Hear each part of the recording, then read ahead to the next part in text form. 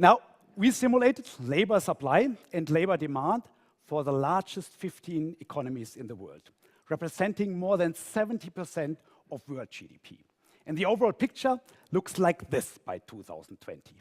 Blue indicates a labor surplus, red indicates a labor shortfall, and gray are those countries which are borderline.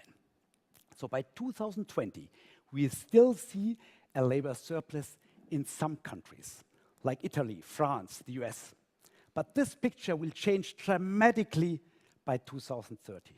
By 2030, we will face a global workforce crisis in most of our largest economies, including 3 out of the 4 BRIC countries. China, with its former one-child policy, will be hit, as well as Brazil and Russia. Now, to tell the truth, in reality, the situation will be even more challenging. What you can see here are average numbers.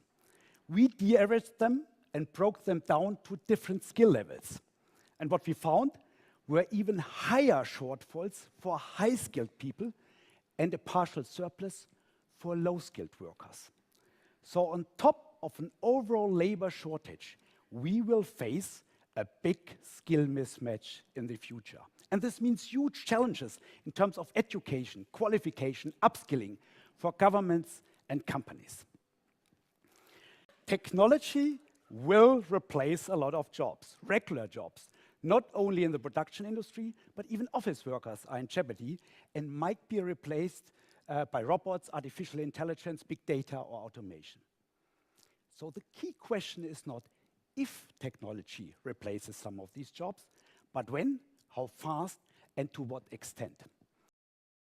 That means technology will worsen our overall skill mismatch. And this kind of de-averaging reveals the crucial challenge for governments and businesses. So people, high-skilled people, talents, will be the big thing in the next decade.